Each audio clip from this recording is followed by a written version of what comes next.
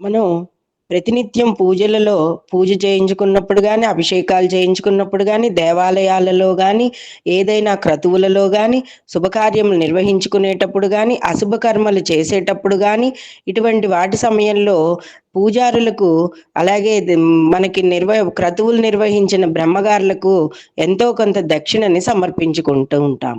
అలాగే దేవాలయంలో దక్షిణ సమర్పించుకుంటాం. గురువులకు సమర్పించుకుంటాం. ఈ దక్షిణాదేవి గురించి ఒక చిన్న మాట.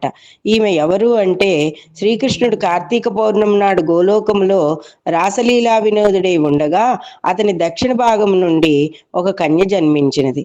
కృష్ణుడి దక్షిణ పార్శ్వం నుండి పుట్టింది కాబట్టి ఆవిడికి దక్షిణాదేవి అని పేరు వచ్చినది.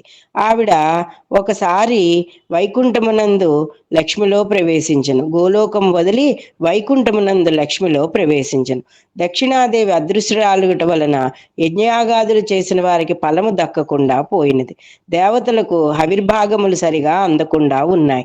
ఆ సమయంలో ఈ విషయం దేవతలు బ్రహ్మతో చెప్పగా బ్రహ్మ కోరికపై విష్ణువు లక్ష్మి నుండి దక్షిణను వేరు చేశాను.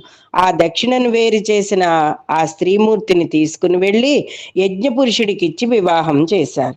యజ్ఞపురుషుడికి దక్షిణయందు ఫలుడు అని పుత్రుడు కలిగను. దక్షిణాకి యజ్ఞపురుషుడికి కూడా కలిపి వివాహం చేసిన తర్వాత బ్రహ్మ కళ్యాణ సమయం ముందు దక్షిణ యజ్ఞపురుషులకు వరమిచ్చను. యజ్ఞము చేసిన తర్వాత యోగ్యమైన దక్షిణ ఇవ్వని వారికి ఫలము లేకుండా పోవును. దక్షిణాయుక్తమైన యజ్ఞమే ఫలము ఇచ్చును. దక్షిణ లేని యజ్ఞ ఫలము బలి చక్రవర్తికి చెందును అని చెప్పి దేవతలకి చెందకుండా వివరంగా చెప్పారు. అంచేత దక్షిణను తప్పనిసరిగా పెట్టి, అలాగే వాయన దానం ఇచ్చేటప్పుడు కూడా ₹1 కాసన్నా పెట్టి దక్షిణతోటే ఏదైనా సమర్పించాలి. దీపదానములు చేసినప్పుడు కూడా దక్షిణతోటే సమర్పించాలి. అది మనం సమర్పించినది దేవతలకి చెందుతుంది, దక్షిణతో ఇచ్చినది. దక్షిణ లేనిగా మనం ఇచ్చినదంతా కూడా బలి చక్రవర్తికి చెందుతుంది అని చెప్పారు. కాబట్టి దక్షిణాదేవి లక్ష్మీ స్వరూపము. లక్ష్మి నుంచి విడదీసి ఈ యజ్ఞపురుషుడికి ఇచ్చి వివాహం చేశారు.